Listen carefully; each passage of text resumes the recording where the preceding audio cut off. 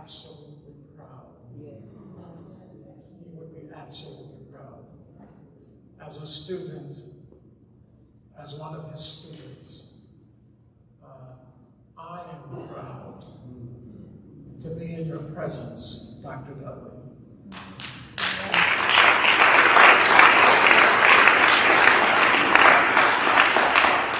My wife, again, Gloria, whose partnership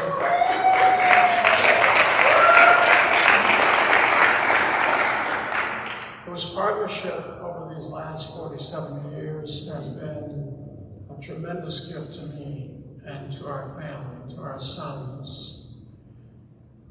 But her partnership in this book project was absolutely magnanimous, not just in terms of her verbal support and her prayers, but the generosity of her purse string. This was not cheap.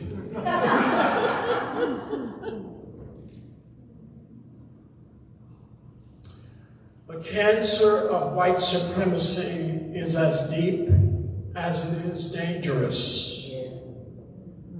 It is the greatest threat to American democracy.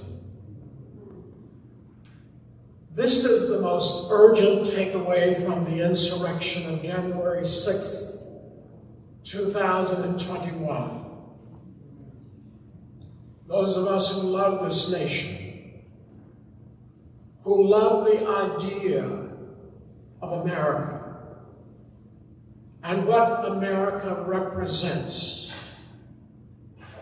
those of us who truly care about liberty and justice for all cannot afford to ever be silenced in the face of this ominous and deadly threat.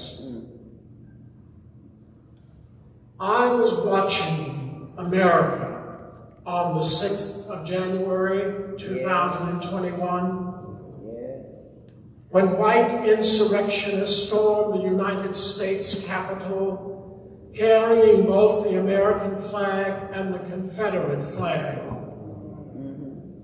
I saw the noose, a symbol of such racial terror, that had been erected on the Capitol grounds.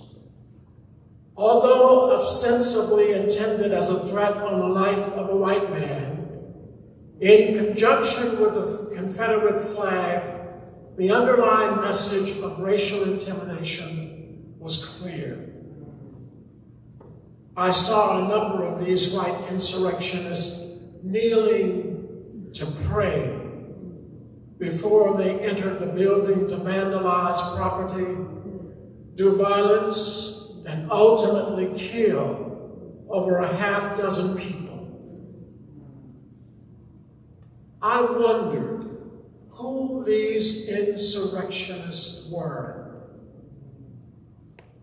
I wondered what God they were praying to. As a Christian and as an ordained Lutheran pastor, I knew that we were not praying to the same God.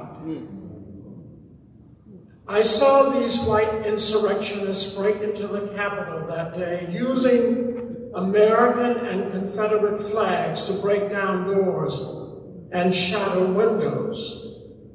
I saw the white Capitol police officer that the rioters pinned behind the door. I saw the pain on his face and the fear that was in his eyes.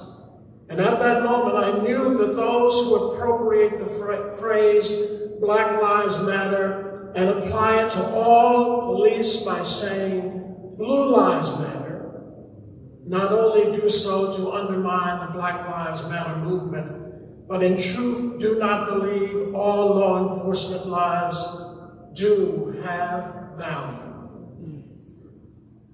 The white rioters saw the Capitol police officers, both black and white, as enemies who stood in opposition to their cause and their vision of America.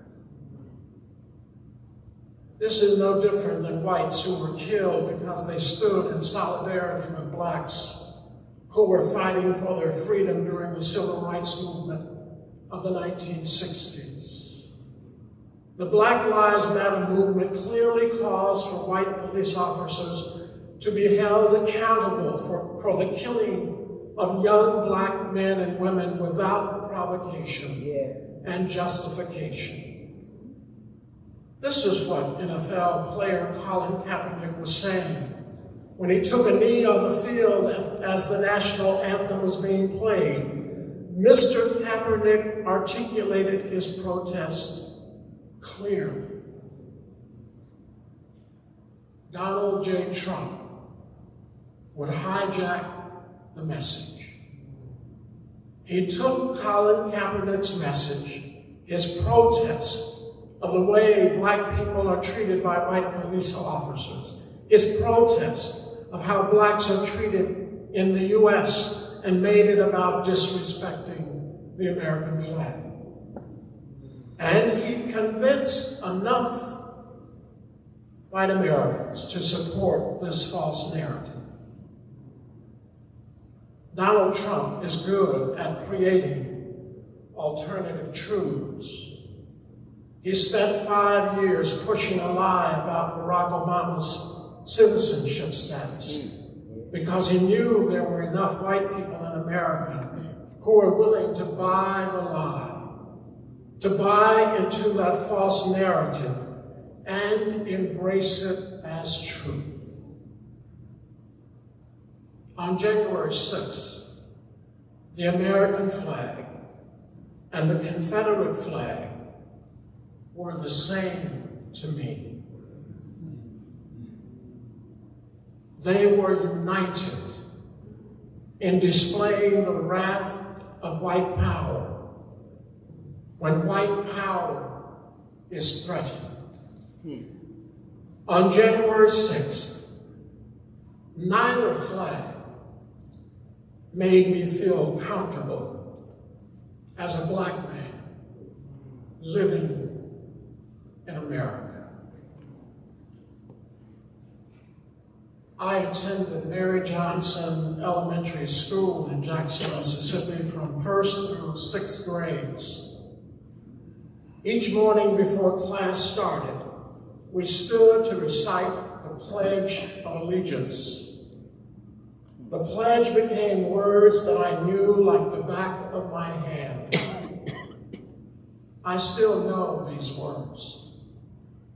I pledge allegiance to the flag of the United States of America and to the republic for which it stands, one nation, under God, indivisible, with liberty and justice for all. We were young and black. We were children, full of life, full of hope, full of energy. And despite the presence of Jim Crow deeply embedded in the fabric of our community, we believe the words we recited each morning. We believe that liberty and justice could be for us too. Yet we were young and black and poor and living in the state of Mississippi, where white people believed that we were not worthy of either liberty or justice. As my wife and I watched the January 6th insurrection, I pictured my 6-year-old self standing with my classmates, our hands touching our hearts. I felt such a disconnect. I had to ask myself once again, how many more times will America fail us as black people? How many more times will America fail to grant liberty and justice to those of us with black and brown bodies? The power, the potency, and the reality of white supremacy were on full display that day in Washington, D.C. In the introduction to his book, Begin Again, James Baldwin's America and its urgent lessons for our own, Eddie Glaude Jr. wrote, "We have told ourselves a story that secures our virtue and protects us from vices. But today we confront the ugliness of who we are. Our darker angels reign. The false narrative that white America has created to insulate itself from confronting the real truth about itself was cracked open on the 6th of January, 2021. When Donald Trump became president, black people knew who he was. His vision of America did not include people who wore our color. His idea of greatness was to take us back to a time when we, as black people in particular, would have little voice and fewer rights. In an article in The Atlantic titled "America's First White President," Ta-Nehisi Coates makes clear who Trump is when he writes, "It is often said that Trump had no real ideology," which is not true. His ideology is white supremacy. White supremacy was from its inception meant to elevate whites and to diminish black people. And for this reason, it became an overarching threat to humanity and to what it meant to be a human being.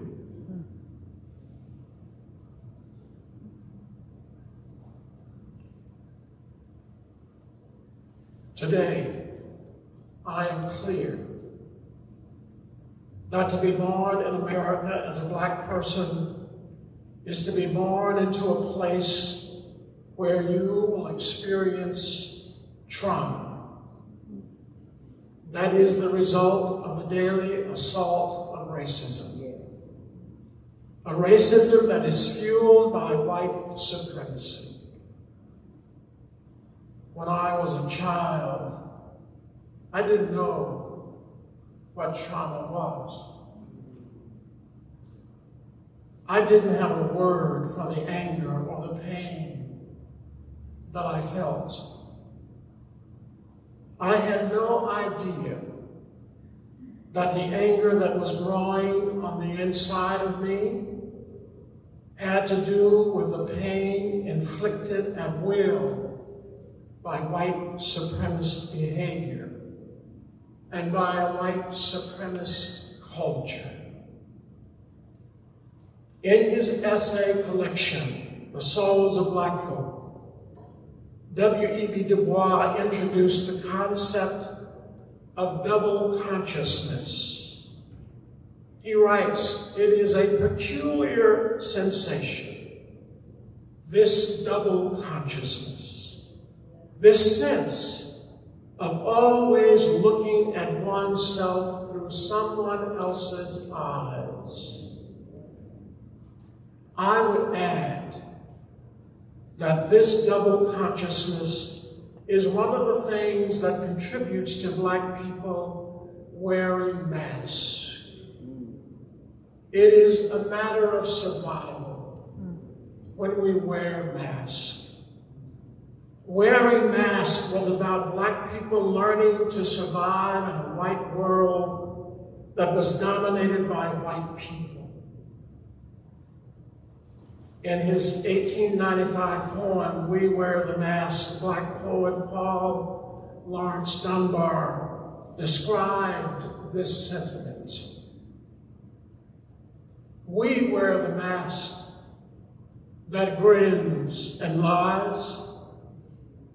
It hides our cheeks and shades our eyes.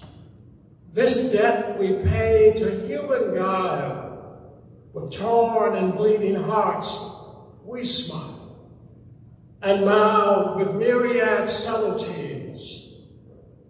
Why should the world be overwise in counting all our tears and sighs? Nay, let them see us only while we wear the mask.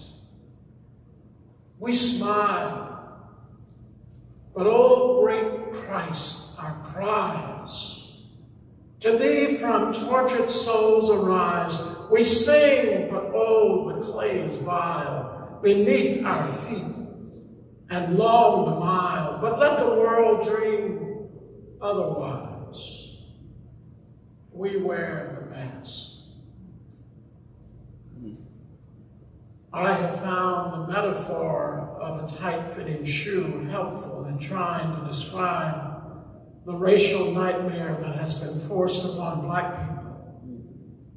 A tight-fitting shoe is painfully uncomfortable. White supremacy and Jim Crow segregation are abnormal as asking someone whose foot is a size 12 to wear a shoe that is a size 11, and then demand that they get used to the uncomfortable fit. Segregation was the uncomfortable fit. It was abnormal.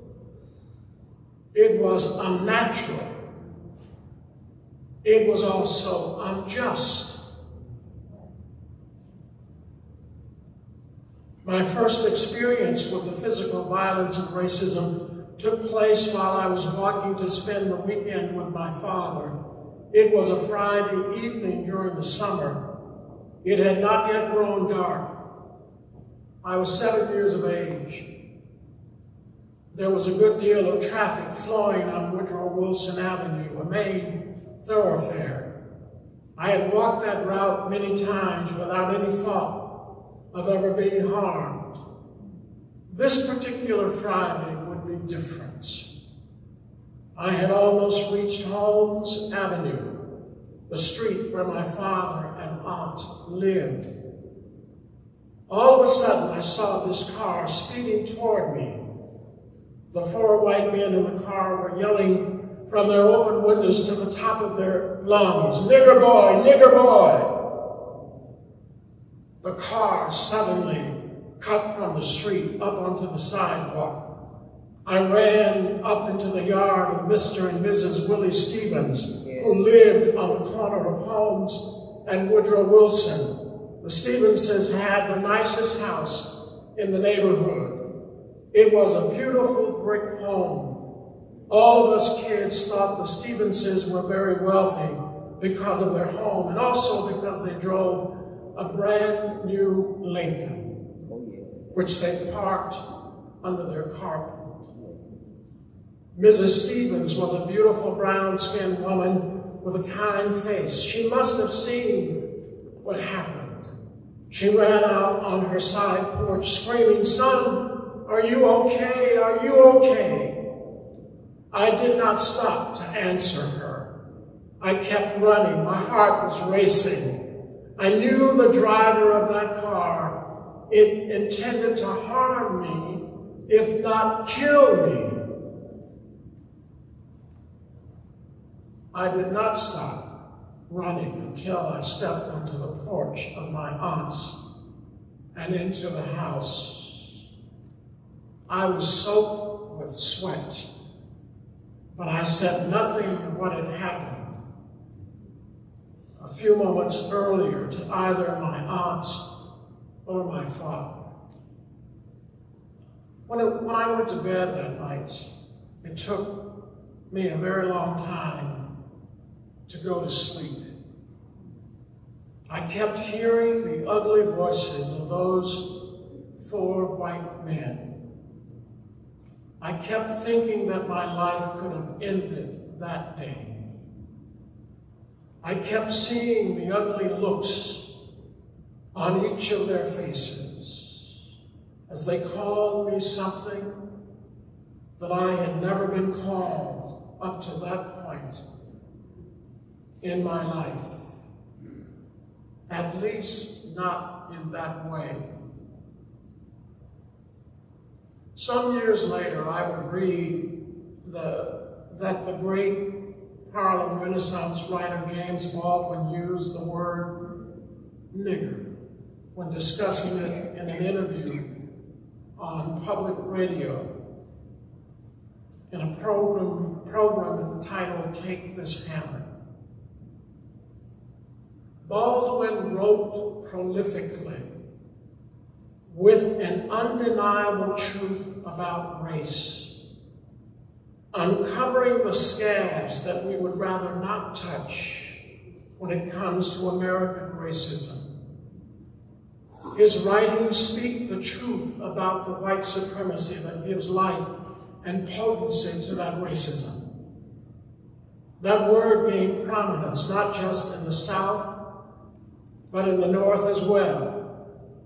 And if truth be told, all over America, it was a word that was a creation of white supremacy.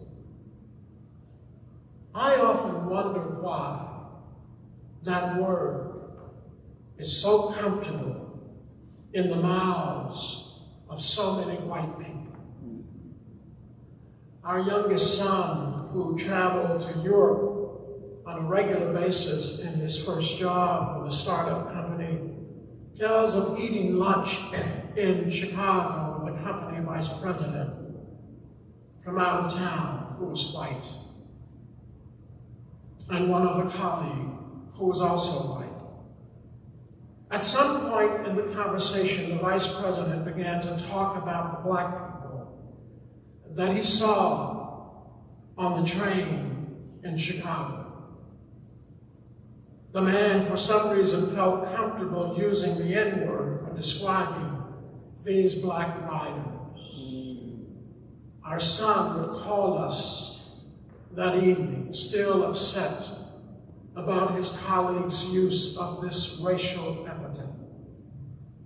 Mom and Dad, it was as if I were not sitting at the table. If he was talking about blacks in this way and using the N-word with such ease, what was he saying about me when I was not sitting in his presence? I don't believe this was accidental. He knew what he was saying. Our son went on to tell us that luncheon was a turning point for him. It helped him to decide that he no longer wanted to work for that company. A few months later, he walked out of the door of that company into a much more lucrative position with a firm that was far more diverse, but itself also not free of negative racial assumptions about black people. The company vice president, who felt that he could use the N-word repeatedly in the presence of our son, as if he were not even at the table, reveals the arrogance as well as the power of white supremacy. For any white person to use that word and think that it is okay, to the black person who hears it, says more about that white person than it ever does or ever will about that black person. This is the point that Baldwin is making. But it is a word that no black person is ever obligated to accept. And yet, even as I write this, I am well aware of the power of words. I'm well aware aware of the power of the N-word. And the white person who chooses to use that word, to even dare let it fall from their lips, is equally aware of the power of that word. I join Mr. Baldwin in giving that word back to white people. That word has never been how I have seen myself or thought of myself or any other black person. And it is a word that I never use. It is a word that is never a part of my conversation, either publicly or privately. I know its power. I know its destruction. I know that it is a tool on the part of the white people who use that word to dehumanize my black body and to make themselves feel superior. Whatever white people mean when they use that word to characterize or define black humanity, I know the following to be true. It is a word filled with violence. It is a word that is just as deadly as a bullet that pierces your body. It is a word that is meant to kill. It is a word that is meant to erase your black humanity.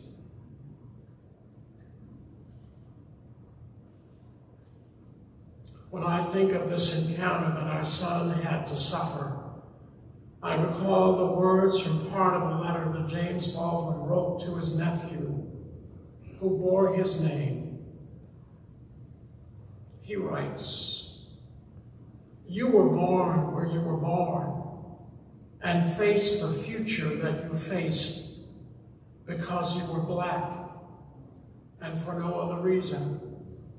The limits to your ambition were thus expected to be settled. You were born into a society which spelled out with brutal clarity and in as many ways as possible that you were a worthless human being. You were not expected to aspire to excellence. You were expected to make peace with mediocrity." We were on a video call with our son when he told us about his experience with this vice president. And as we heard his story, I just remember the look of disappointment and disbelief that covered his face. We could also sense his hurt. We could feel it. We heard the pain in his voice. I would venture to say that the white vice president never gave what he said another thought. I suspect that he went home thinking that he had had another good day. There was nothing out of the ordinary that he had done that would cause him to regret anything. But for our son, the experience would not be forgotten so easily. I think of the many young black men and women who have had similar experiences with well-meaning whites, whether strangers, colleagues, or friends, who have used that word, believing that they were on safe ground. But do not mistake our silence as acceptance of the offense. There are times when we may turn and walk away because it is the wise thing to do in the moment. But don't make the mistake of believing that our walking away is about retreating.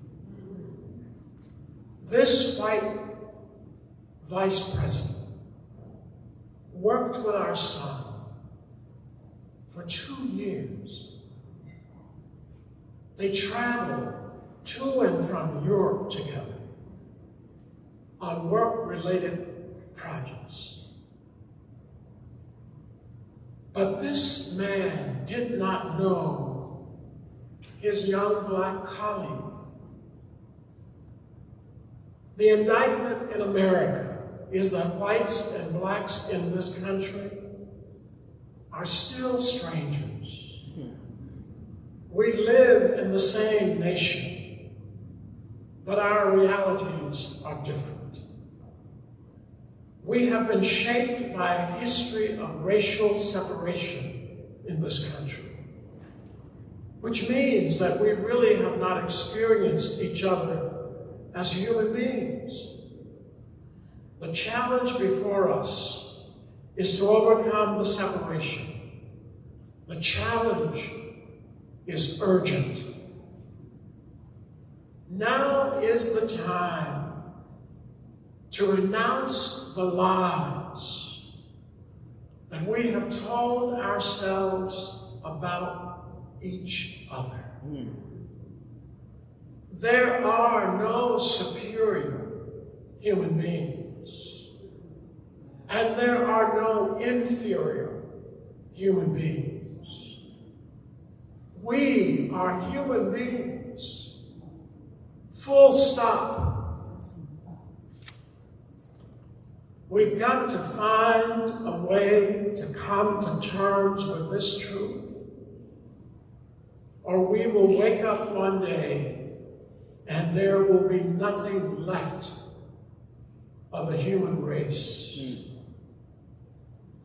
The Creator has given us but this one space, this one earth, and we must find both the humility and the courage to live together as one human race.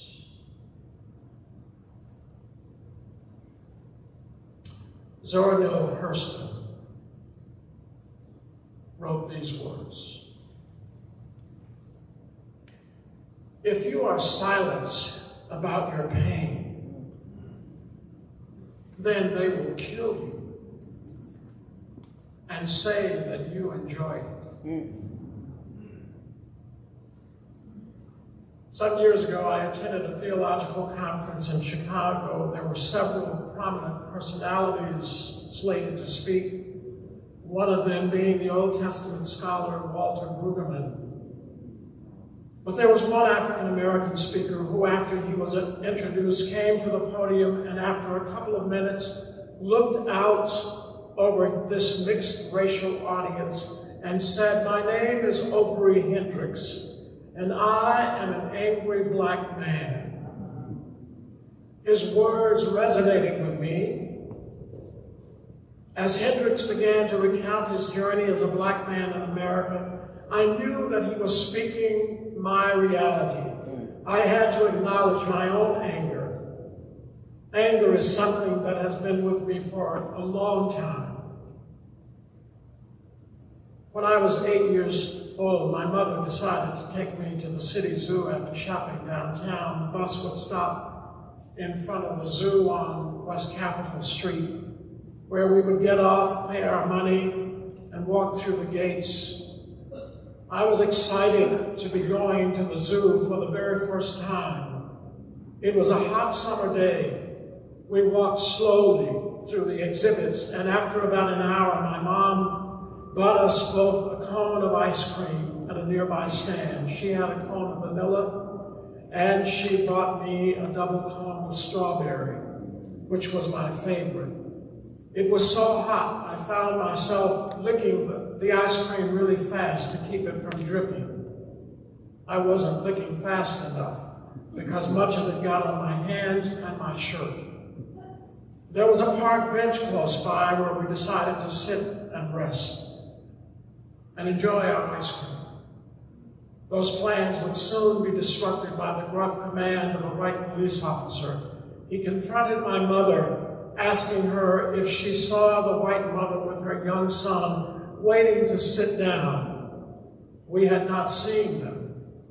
But before my mother could respond, the officer grabbed her by her right arm and violently pulled her out of her seat, causing her to drop her cone of ice cream. That action also caused the packages that were between us on the bench to fall to the ground. I immediately jumped up to help balance my mother to keep her from falling. The police officer shouted some violent words, some ugly words, to my mother. They were words laced with profanity, as well as the racial epithet, nigger.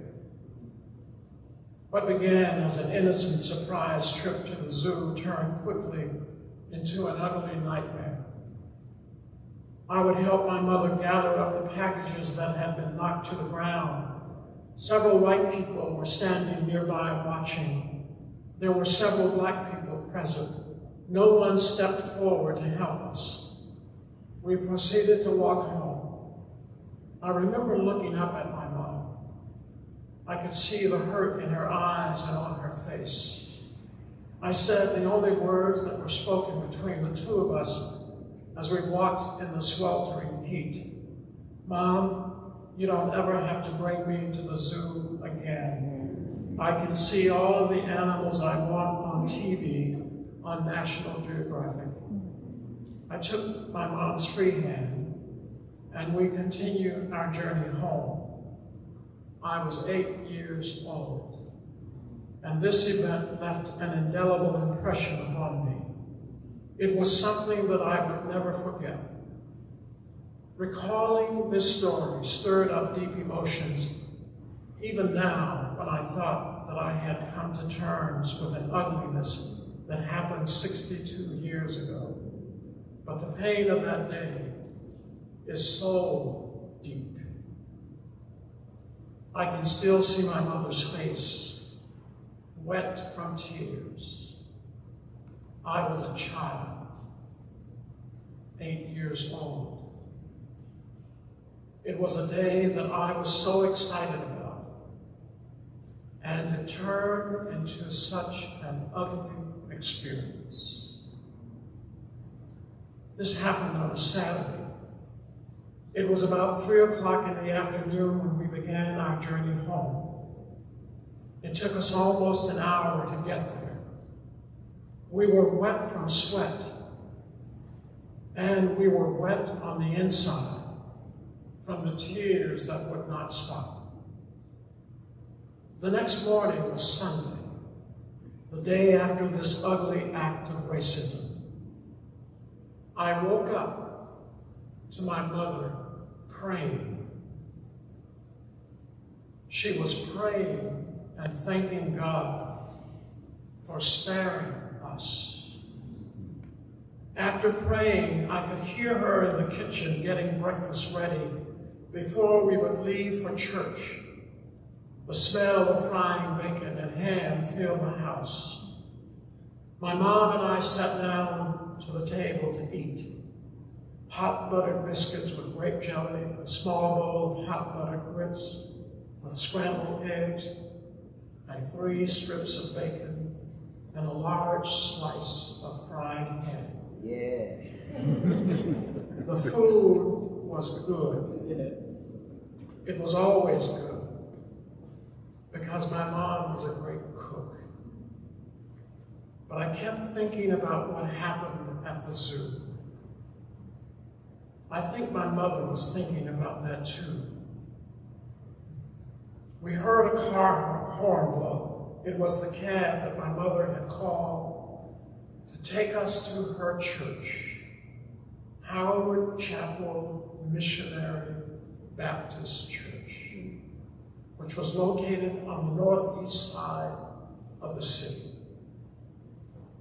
I did not feel like going to church that day. I did not want to hear anything about God that day.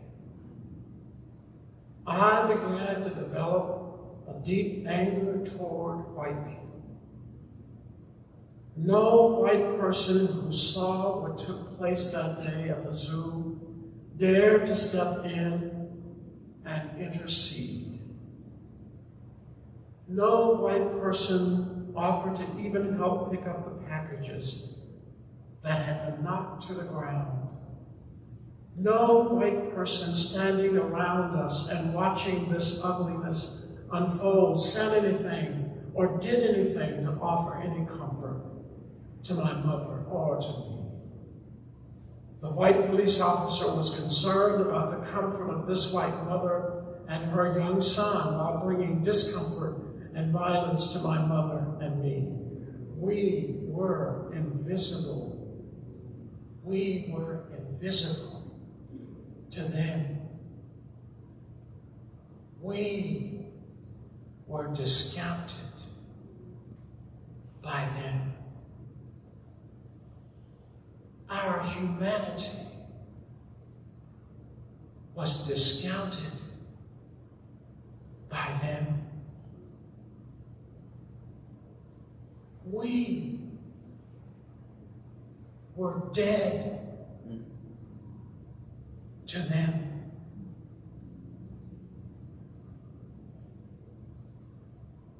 I would hear my mother being called a nigger that day by a white police officer. And I felt the violence of that word and the violence of that experience penetrating my flesh and leaving a deep wound, an irreparable wound. That police officer might as well have taken his revolver and shot me dead that day.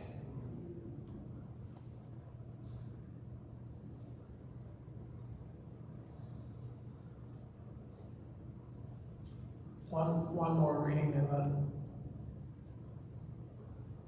take questions. As Christians, we believe that sin is what separates human beings from God, who is our Creator. When we are separated from God, our Creator, it leads to humans being separated from other human beings. Whiteness is sin, if the definition of sin is separation. The scene in the movie 42 dramatizes so vividly how quickly and easily that separation can happen with the right conditions and the right encouragement.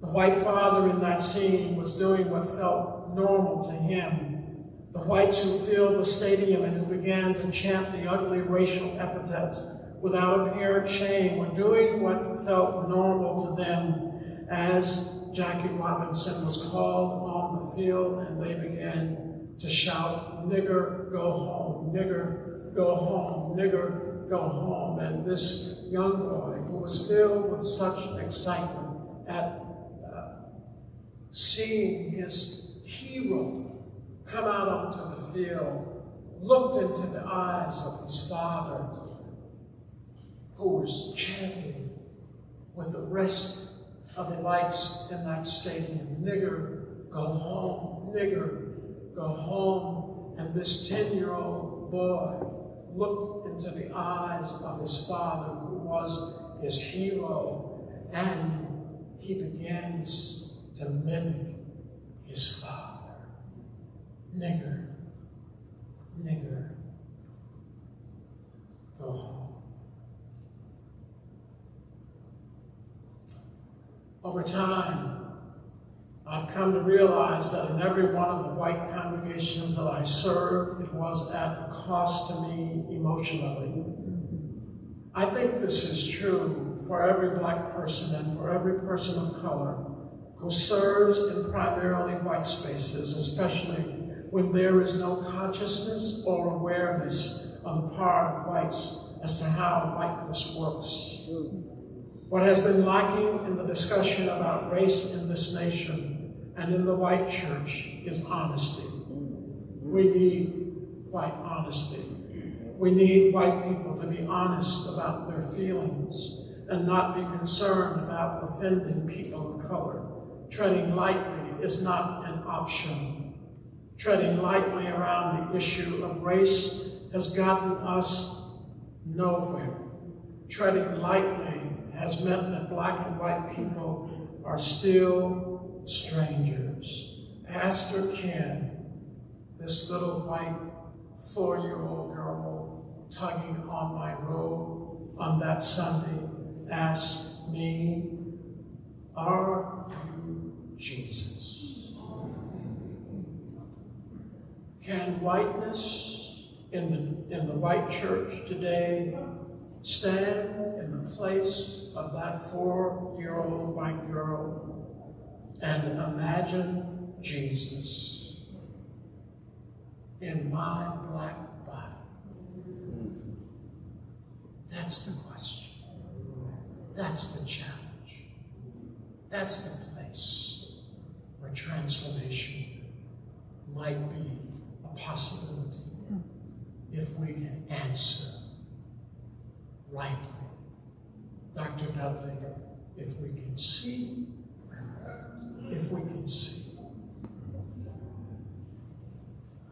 I'm open for any questions you might have.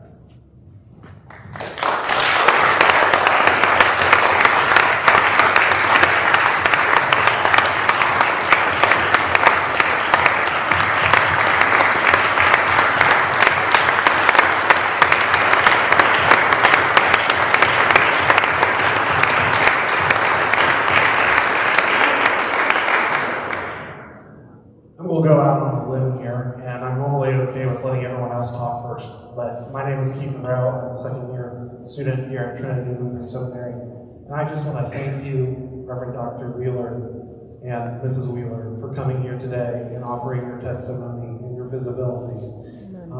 It's such an important thing that you have done today. I want to offer just a real quick reflection that I had when all these events were happening over the past, let's say from the election to January 6th. For me, I feel like, despite all the issues with our democracy and everything, black and brown and people of color saved democracy on the 3rd of November by standing in line in places like Georgia. Then on January 6th, I'm very thankful for the people in the Capitol, black, brown, white, who held the line. And I wrote down the names because I didn't want to get them wrong. But Eugene Goodman, that photo, if you guys have seen it, you folks have seen it, I should say, that will always be a powerful photo for me. Then the testimony of Harry Dunn, one of the officers who testified at the January 6th hearings. Those were some things that stick out in my mind. And also Shay Moss and her mother, Ruby Freeman, who election workers who have been attacked by Donald Trump and continue to be attacked by Donald Trump, saved democracy on the 3rd of November and came and testified to their stories to Congress over the hearings. So thank you so much for being here. I open up the floor.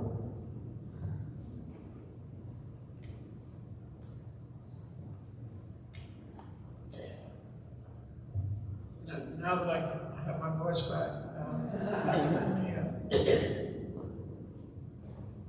so I say in this book at one point, Malcolm X and King were contemporary figures.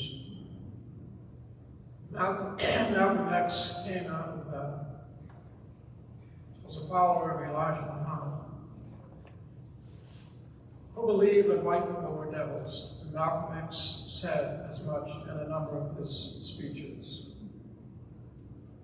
Malcolm X understood the depth and the profundity of white supremacy much greater and far earlier than Dr. King. I also say, while Malcolm X, I think, was right in his analysis, as I wrote this book, I don't have any hatred for white people. I do have a hatred for white supremacy. Right? And white supremacy is the enemy. Right? White supremacy is the enemy. White supremacy, the goal of white supremacy is to destroy, terrorize, humiliate. And it turns its attention to, often to folks who are non-white and to Jews, without realizing what white supremacy does to them. Right? So white supremacy also dehumanizes white people. When George Floyd was killed, and we watched that, many of you probably watched it as well, as my wife were watching that violence occur before our eyes. I was born in 1952. 3 years later, Emmett Till was brutally murdered. I was not old enough to see that. I've read about it. I've learned about the death of Emmett Till. But with George Floyd, I saw a man being killed in front of our eyes. Right? I turned to my wife at one point and I said, I want you to look at Derek Chauvin. I want you to look at Derek Chauvin, because there was a point where I said, Mr. Chauvin has ceased to be a human being,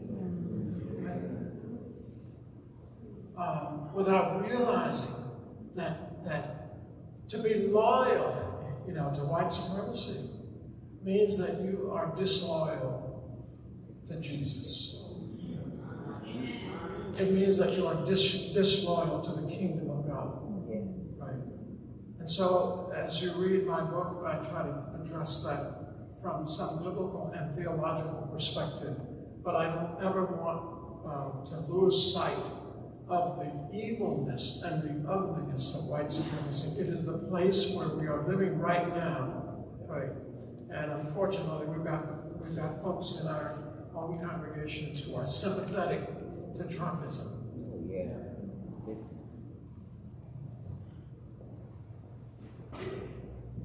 I find it so powerful the way that you articulated that just now, because you said there was a point where Derek Chauvin ceased to be human, because to be loyal to white supremacy meant being disloyal to Jesus. And what we know about Jesus is fully human and fully divine. So by ceasing to be loyal to Jesus, he rejects both divinity and his own humanity. And I'd never thought about it that way before. I think that's such a powerful way to articulate that. I'm curious, what gives you, I think there was so much raw vulnerability in what you read and what you wrote, from your perspective as someone looking back at your experiences as a child and still feeling them, because that's what trauma does, right? It puts your whole body back there in that experience. I'm wondering what you see most necessary at this moment, not just for moving forward, but for folks who, like you, carry that trauma in their bodies. What is most necessary in the moment? Yeah, thank you for the question. Let me answer that by saying, because I said, this horrible thing happened to my mother. I grew up under Jim Crow segregation, but I also grew up in a home of a Christian mother. And she was powerful. She was a powerful woman of faith. And I think I might have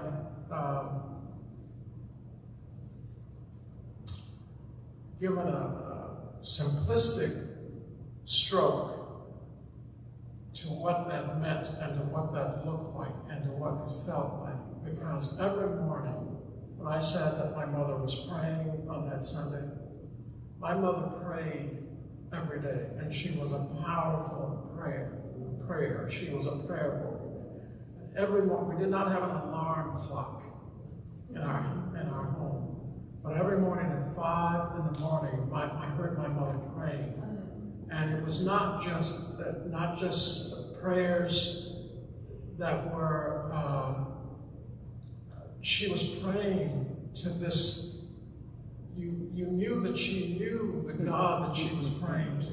Right? And so that impression made a huge impact on me. And my mom and I would talk about, my mom knew that I struggled with anger. Right? And so she would say to me, son, just give it to Jesus. And she didn't, that wasn't something light, she said lightly. She meant that. Right? It took me a while to get there, but she meant that. I think trauma, you've got to talk about it. So this story that I just read about the zoo, you may have sensed how difficult it was for me to even read it, right? When I wrote, what the editor said to me, I want you to tell that story. I don't want you to just mention it. I want you to step back into it at 8 years of age and deal with what you were feeling. And it was tough, right? And so as this book was coming to, as we were working on this chapter, and I was writing in real time, she could see what I was writing because we were sharing a document. And I was writing this story in real time. And I type with one finger. Right? So I was concentrating on my typing.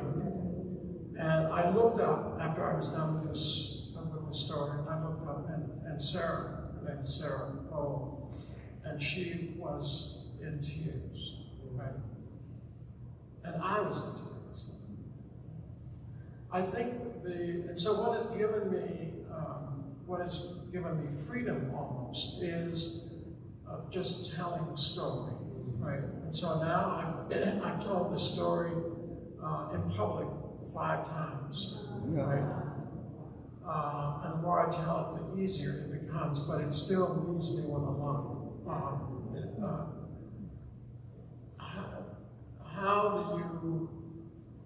How do you sustain your hope? You find people who know what hope is, right? And you surround yourself with those people.